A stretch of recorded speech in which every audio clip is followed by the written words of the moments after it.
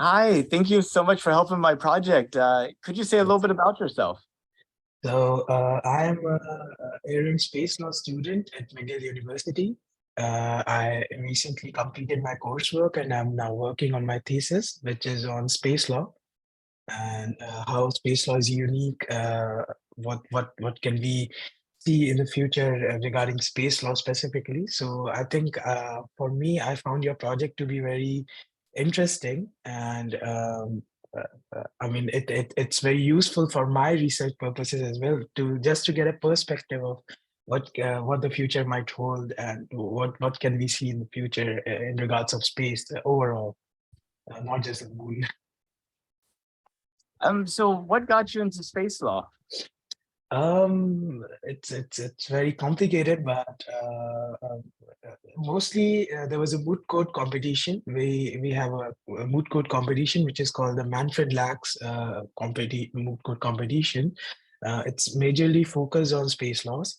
So I tried to attempt that, and even though I failed twice, like in representing my university, but just because I was there, I attempted that. I got interested in the field. I studied a lot about space laws. I got to know about McGill. I got to know about Professor Ram Jaku. I thought, why not apply for it? Why not study the subject and pursue it as my career option? So here I am. So you talked about the future. Whenever you think about the future of humanity, say 200 years out, what does it look like to you? I mean, I definitely do not see us still limited to be on Earth. I'm looking to a future where humans will be so evolved.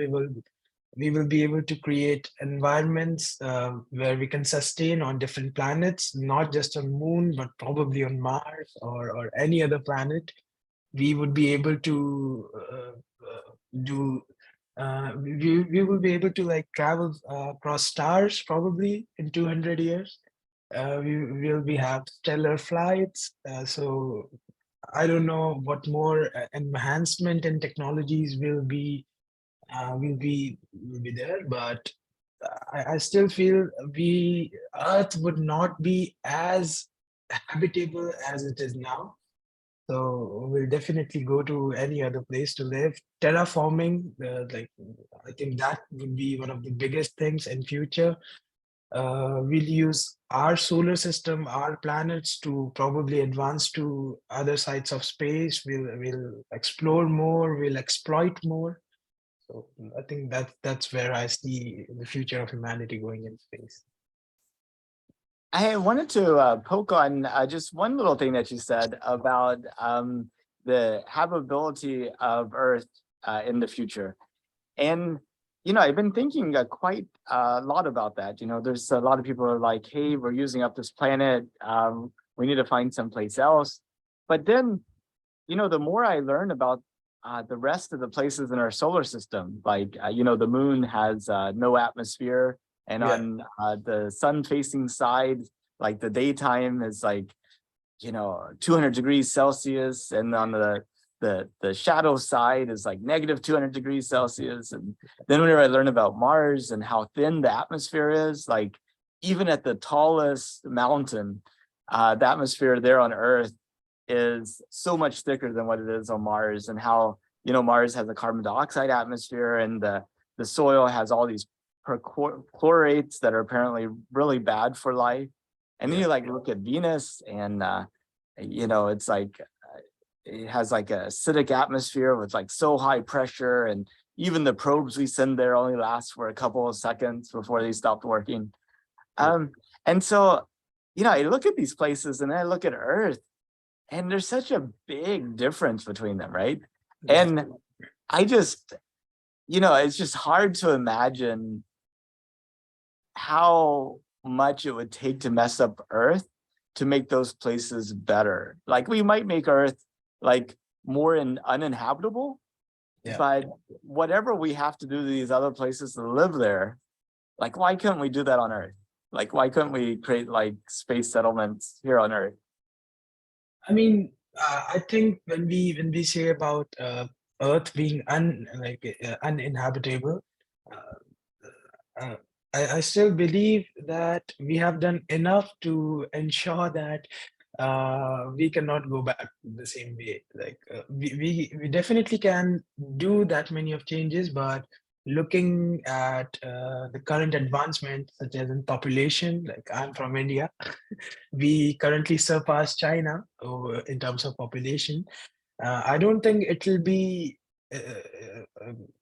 I don't know, sufficient enough to for everybody to live here and sustain here the way everybody is living right now. We'll have less resources. We will have less resources in terms of land, like everything, natural resources, oxygen. We are polluting air, water, everything. So I don't think we'll be able to find. Uh, Sources which can sort of gather everything back together and go to the same old status quo, as we say in law. Uh, so I still don't think. But in terms of other planets, you must have heard of the process which I mentioned before as well, terraforming. So basically, we by use of technology, we employ certain kinds of methods or processes by which we can actually create a sort of artificial environment on those planets. Probably a concept of a biodome of sorts, where we can grow trees and we can have that kind of atmosphere on other planets where they might support it. And I read it somewhere, but I think the best part about being on Earth is our trees. We cannot find trees on any other planet. We can find water, we can find probably any other life species on planet, but we cannot find trees.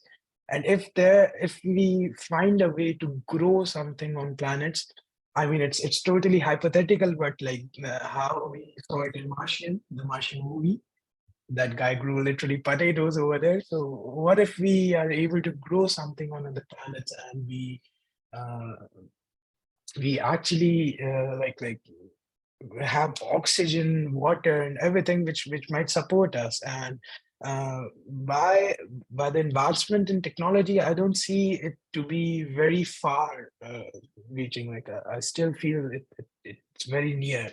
Um, Setting up colonies, setting up permanent settlements, or like even using on the planets and our satellites for actually having a base for military and other operations. We can even if we don't use them as settlements, we can use them as bases for our operations. We can launch a rocket probably from moon, and then it will be easier to access other planets. Who knows? So the possibilities are endless in that terms. But I still feel by like after 200 years we'll definitely be on another planet. Like it's not possible that we'll stay here. Some of us, it definitely depends on the people. I think the elite ones who have access to more resources, who have access to more money, they'll be the one who will actually be the first ones to settle there. But I think humanity is advancing in that way, and it's not far away. Yeah, no, I definitely our interest, our future is going to be exciting. And I think you're right. We'll definitely learn how to make homes on all these other places. But I like to also maybe poke on one other thing, if you don't mind, around the population growth. The first time that we landed on the moon back in 1969, the Yeah, population of the Earth was about half of what it is now. And so exactly. we've like grown a lot in like Yeah, the last 50 years. And you like look at this, oh my gosh, in another 50 years, if we double that, we'll have like 16 billion people on the Earth. It'd be just like really amazing. Um, but if you look at the population at the end of a year, it's really the population you started out at the beginning of that year, plus the number of births that you had, minus the number of deaths that you had, right? And what we've seen is that over the last 50 years, we've been able to feed more people, get more healthcare to people. And so whenever you look at like the inputs to that equation about the greater population, almost all the changes in that has been on the declining death rate. Yeah. And so as people live longer and die from, like famines and from war and from all these other things, Climate change. environmental change, as you Yeah. make people live longer, the population rate goes up. But if you look at that other input, the birth rate, what you actually see is the birth rates like declining in lots of places. I don't know. My wife is Indian, so I have a lot of relatives in India, and like my wife has one brother, but my her parents, they have like 10 or 20 sisters and brothers. They're like big families, right? Yeah. Yeah. But then I like look at my children, and like the oldest one, I already had one child by the time I was his age, and it may be another decade or two if he has children. It's just like Yeah. you see like the declining birth rate, and surely like your friends and the people I mean, like, do you see them having large families, or would they have like one child, two child? I mean, I like, mean, I totally get your point, but once again, the condition what we have left, the resources what are still there.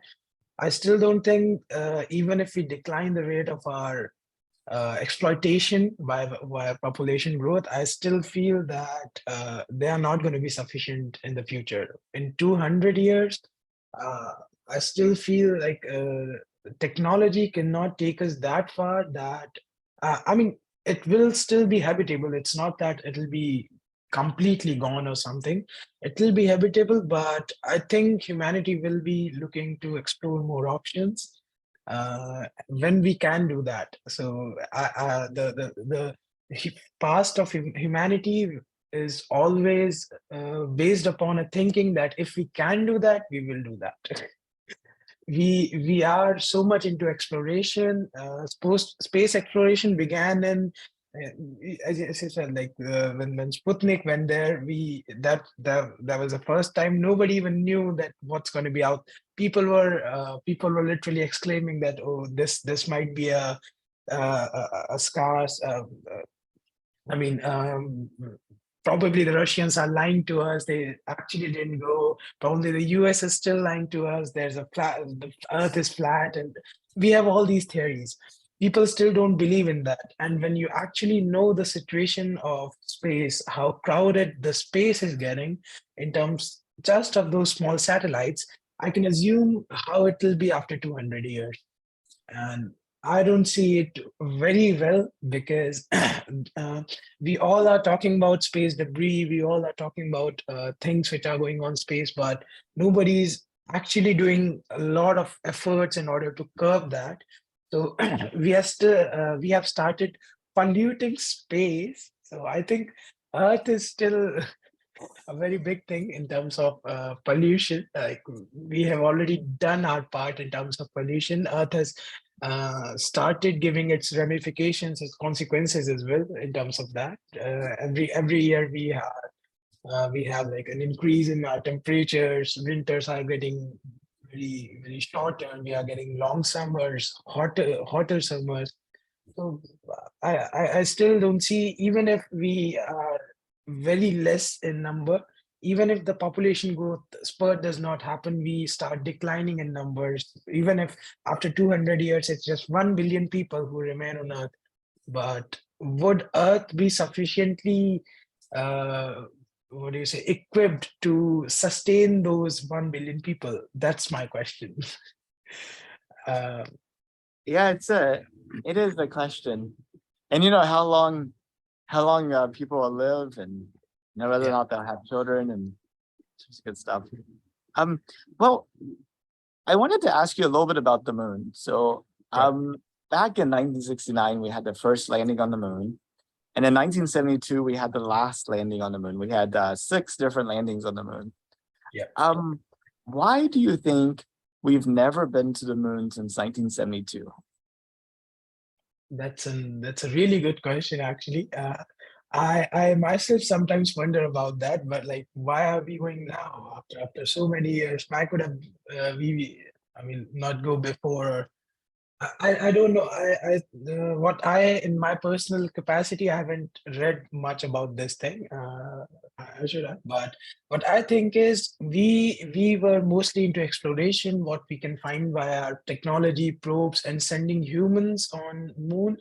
I think if we have done it before, every country they had the belief that they can do it whenever they want. But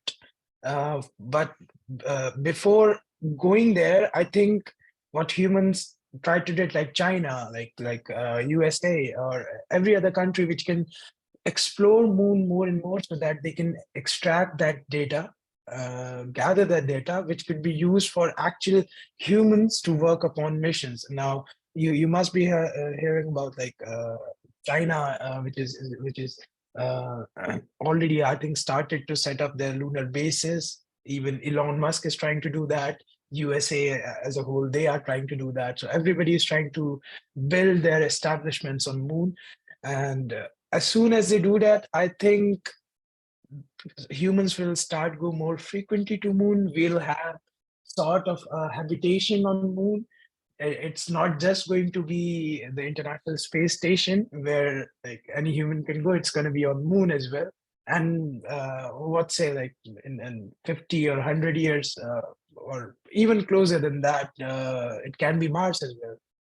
So probably after setting up establishments, what if we launch rockets from moon? We build rockets and launch it from moon. No, the possibilities are numerous. But coming back to your question once again, why humanity has not been there so far? I think the technological advancements in terms of exploration, humans have looked more on that aspect, sending rovers, satellites, just in order to monitor the data around the moon. Uh, I think that covers it up pretty much well. And right now, after so long, like the Artemis mission, I think they are gonna gather that kind of information, which is going to benefit us a lot in future. I'm very much in what do you say in support of the mission right now. I think we'll be able to grab like a lot of information from moon, which can be useful in future, probably for a settlement or for any other thing on future, like on moon. But uh, I have to mention one thing which I find very fascinating in terms of moon. So after coming to Megas itself, I got to know about lunar heritage sites. So people are starting to invest in them as well. So it's a very big thing. Like um, we literally have heritage sites on moon. So who would have thought of that? Like going there was one thing, but having heritage sites where people landed, like Neil Armstrong's first flight when he actually got out of his space module, like it's very big thing that they are considering a lot of those things on moon. We have many organizations, like there's Moon Village Association, there's Moonkind, I think Moonkind Corporate. I don't remember the name, but I've seen a lot and lots of organizations which are working specifically for issues going on Moon. So I think we as humanity, we being remaining on Earth, we have done our part uh, like, in terms of understanding moon in a better way. We have, as far as I know, we have reached the other side of the moon as well. We somehow know a little bit about that as well. The big mystery which was there before. I think we knew a lot about that as well by remain like being here. So I think we have done our sufficient advancements to make uh, the travel to moon very viable, very possible in these many years. I think even if we we would have sent humans before as well, like during these times, I don't think there's going to be much change because the technology did its work. So I don't know what else we could have seen over there or what else we could have experienced in terms of new things or surroundings or getting to know life forms if they're possible. I don't think that's possible, but water in form of ice or whatever. I still think whenever you go, it's always the right time. Right now, even if we would have been going in 10 years, I think that would have been the right time as well. It all depends that we are continuously doing efforts in order to explore the moon more and more, be it satellites or be it humans. Our primary purpose still is explore and then exploitation. So yeah. It's really interesting. I know for all moonkind, trying Yeah, to for all protect moonkind, exactly. trying to protect the heritage sites, the first footprints on the moon, and try to keep them from becoming like things that we let get rubbed out by future activity. But you mentioned about America going to the moon and China going to the moon and things like this. Um, I guess I wanted to ask you about Artemis and when you found out about it. Do you remember? It's very recent. So I think I found about it like a few months ago itself, like because I knew about it a lot ago. I read it in news, but I actually was going through a lot of space stuff, and everything was so coming up to me. So when I found about Artemis, I was like, okay, that's really a big leap in terms of humans going to moon. I mean, right now with whatever I have studied, being a part of space laws, the kind of operations that are going on, satellites, we have rovers, drones, the kind of technology which is reaching not only moon but other planets. Uh, I think sending humans to moon, it's just not that big of a thing right now. It is very big, but the intensity of the matter in 1969 and compared to today, we have advanced a lot in terms of our exploration and in terms of technology, and specifically like for moon. So I mean, I don't know what um, um, what to expect in terms of going like the Artemis mission in particular. And I'm still not very what do you say uh, aware of the details of their mission because I just got some time after my course just ended, so I am going to catch up on a lot of things now. I am going to read something all these things in very much detail. And but once again, I'm in terms of space applications, satellites and everything, we have all that already set up. We have a proper functioning technological environment already going on around moon. So sending humans, yes, it is a big thing, but not that big as 1969. I'm I sorry know to say that. it's big the first time, but then like every time after that, it feels like maybe redoing it type of thing. It's Yeah, not as it's like the first person to climb Mount Everest. That was like, whoa, he climbed Mount Everest, exactly. and now Exactly. it's like every college student's like climbing Mount Yeah, Everest. yeah. I mean, going into space itself, it was a very big thing. But after after Virgin Galactic and uh, other countries, Jeff Bezos even went into space. So you never know. Space tourism is such a big thing. Who knew that that's going to be a thing? Primarily astronauts were the only people, astronauts, scientists who were thought to have been in. I don't think we would have wondered that people would be going into space for tourism. Even if we look at that way from 1969, if we look at that if we would have asked those people that, do you think that in 50 years people would be traveling to space just for recreation or just for look at the beauty of how earth or space looks like? I don't think they'll agree to that. But once again, advancement in technology, the spurt and the growth in space overall, space applications, it is tremendous. It is very big. It's fascinating in terms. So I mean, with this kind of advancement in this small period of time, I think 200 years, once again, it's a very long time. You never know what can happen in the future. You never know.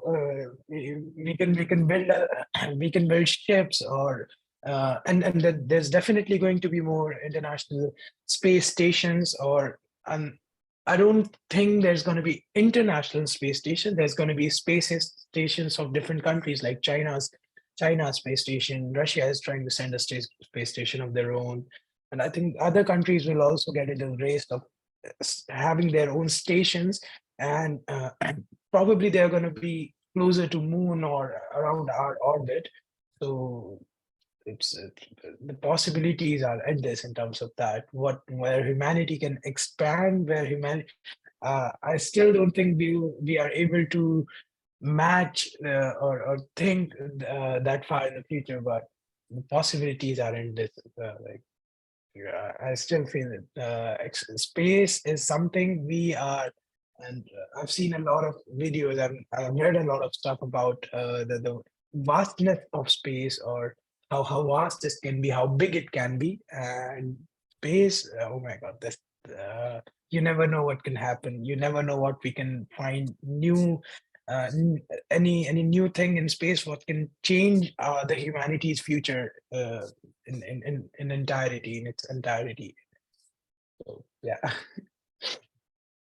Well, you talked about a lot of people going to space. Yeah, If you had the opportunity, would you go? definitely. I would really love the idea of going into space, exploring, looking at our Earth from that height, or that, and experiencing zero gravity. I mean, these are the things which fascinate me. I think these are the things which actually got me into space now. It's not just a moot court competition, or studies or academics, but it's very much about space in general. The uh, I mean, I don't think humans are going to get bored of space real soon. I think we are once again, we never know. What if we start sending hybrid vehicles to, like, just near our orbit, just in order to see that, and it's very cheap. Uh, in What if in 50 years they cost like they cost equal to what a first class flight ticket is from one place, like from Canada to India. Yeah, you never know how cheap space travel can be in future, because the way we are sending rockets and the way we are doing it right now, uh, I can see it, like I might get a chance in my lifetime to be in space. It's nothing. I don't see it as an impossibility. It's quite possible. What about you? I have to ask you that. Like, Well, I definitely would take a orbital flight, around the yeah. Earth. I think. I think I'd like to go to the moon. I keep, I just had my 25th year marriage anniversary last year, Oh, and I've been telling congratulations. people that my 50th one's going to be on the moon. So, Ah, stay healthy so you can go. Um, definitely. so yeah, I mean, one of the reasons I'm doing this daily interview is I think this decade's going to be the transformational decade with how we think of space, just like the 1990s were with the internet, Yeah. and just like the first decades of the 1900s were with respect to airplanes.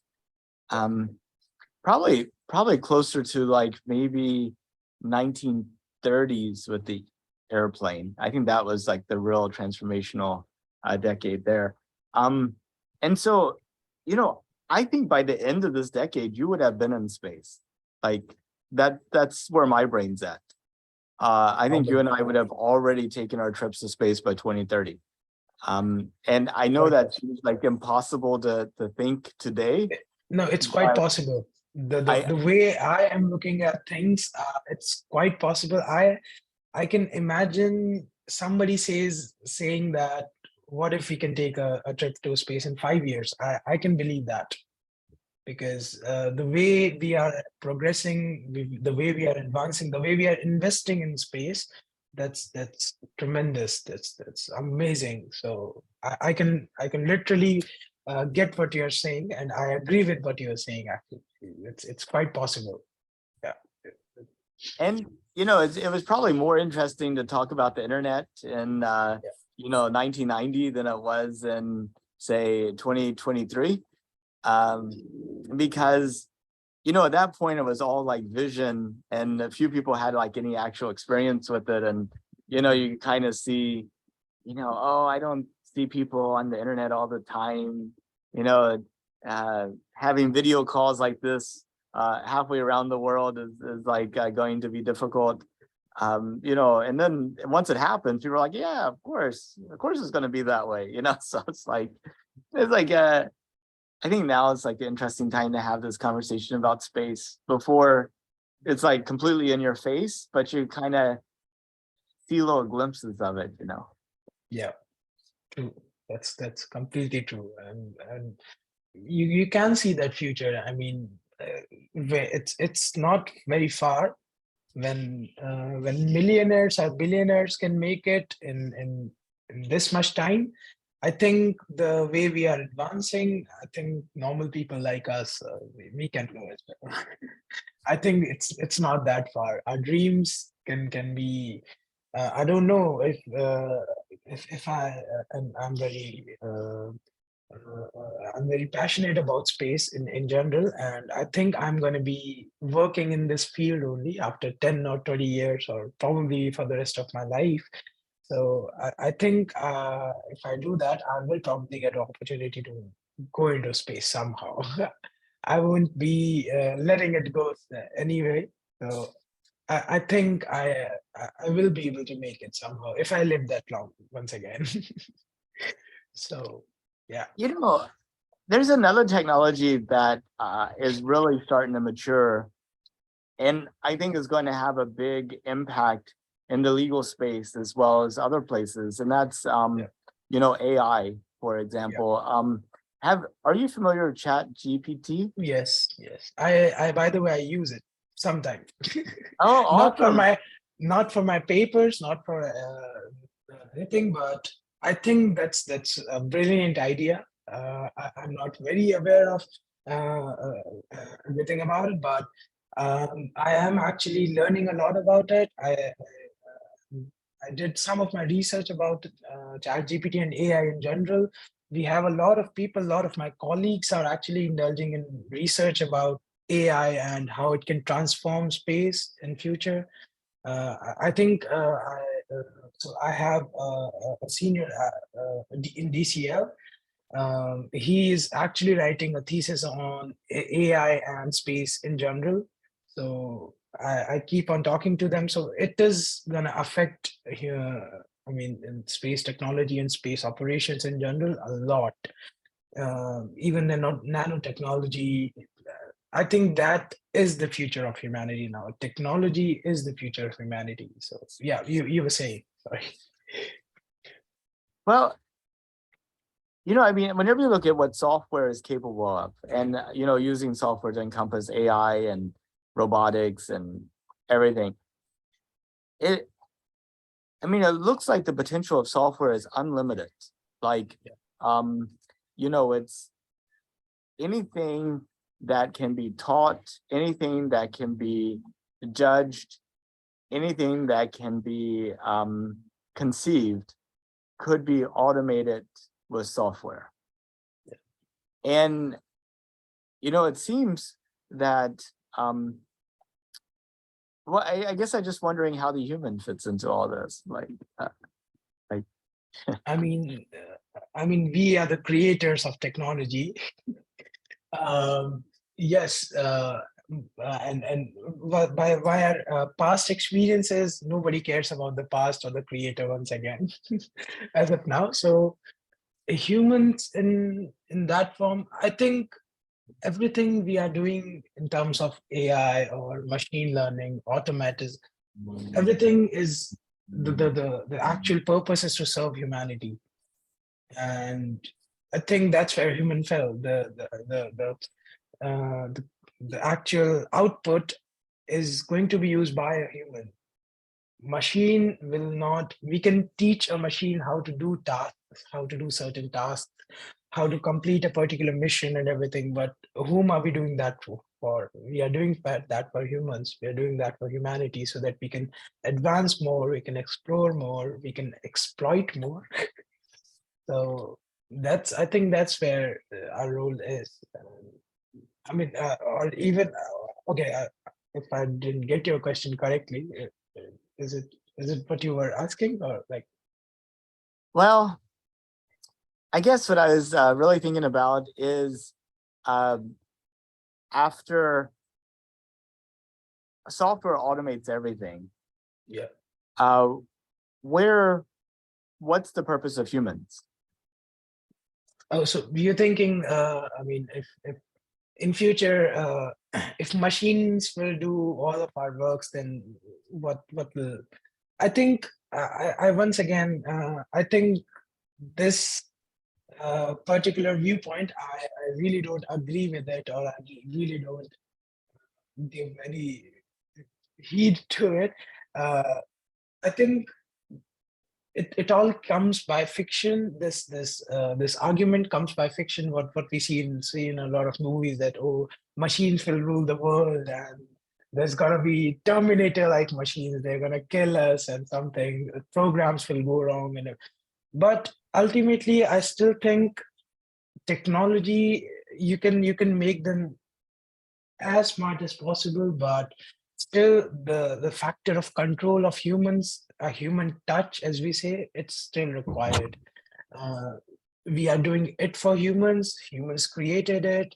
um, Everything is about humans, and I don't think even if a machine starts performing our day-to-day tasks. Right now we are living in a world. I am wearing earphones. I am talking to you on a laptop. We have ACs. We have a lot of technology around us. Why don't we see it in that way? Technology is going to advance forever, but it's not like humans are going to become obsolete. Humans will be there. People will require humans. It's because the way our brain functions to replicate. I don't know if in future we are trying to, if we are actually able to create drones or, sorry, clones of humans who can think, act, behave, and do everything like a normal human. That's completely different. Then we won't require humans anymore, because there's no need of procreation. There's no need of anything else. I think that will be the end of humanity. That will be the actual machine age, when we are able to do that, and we are no longer useful. But I don't think that's going to be very near, or that's very near in terms of things, because how I mean, I don't know, even if we become too selfish, even if we just do everything with machines, we still require a lot of things which can be done by humans. And um I mean, we have been working in mines, we have been exploiting. Still, there are humans which are doing. We have machineries to extract them, no doubt, but still humans. We need humans to operate those machineries. Uh, if in future, yeah, we'll get driverless cars, we'll get driverless construction equipments, we'll get in space as well. We'll uh, what you asked in terms of going to moon, if technology is doing everything, I still feel missions like Artemis, we are going to require them even more in future. I don't think we humans as people, we're going to obsolete, and we will be in competition with machines. So no, machines can never rule us. I believe in that. Well, um, I hope for an optimistic future where humanity is happy with itself and with the environment that it occupies. But Yeah, it'd be interesting to see, and it'd be interesting to come back and look at this video, 10, 20, 30, 40 years and definitely. uh, see how things turn out. That is why I really wanted to do that. I mean, when I saw your project, I was like, I have to be there. I have to see that in 10 years from now, how I, as a student who's starting up in space laws, who's knowing, who's beginning to know about space operations, how me as a person sees everything. And after 10 years, if I look at this video, what changes would be there in future. So this is sort of my time capsule for me as well. So That's absolutely I true. yeah, so I really thank you a lot for like doing such a thing. It's not just beneficial for you, it's beneficial for everybody who's a part of it. So I really feel honored to be here and like talk to you about all these things. So yeah. And I really thank you for your time as well. Before we wrap up, is there anything that you wanted to add that we didn't get to? Um I don't know. I thought this was just gonna be a conversation where we'll just have I think we'll just explore our own questions, or like we'll go with the flow. I was not actually expecting something from the interview. What my expectations was to have a really good discussion in terms of humanity's future, or and your project, and future of moon space overall. And I think we have covered specific things, but uh, I mean, I don't think so. The only thing which I want to add is fiction. How fiction will create, or how fiction will help us advance in space, because I think that is something which is usually not very looked upon by people. We I think there is a reason why a huge there's a huge fan base of movies like Star Trek, Star Wars, or like Back to the Future. I think fiction makes it possible for humans to actually be or create those things which you can only imagine. So our imagination our will play a greater role in advancement of technologies. What if in future we are able to create a machine which can actually make things which we are thinking, we can just link it to our mind somehow, and it will create the desired output. uh, 3D printing is always here, so what if we can connect our mind brains to it, and we evolve the technology so much so that our imagination can actually create things in real time. So you never know, the role of imagination, the role of fiction, I think that's going to be really important in future as well. So yeah. Yeah, That's about it. imagination's key.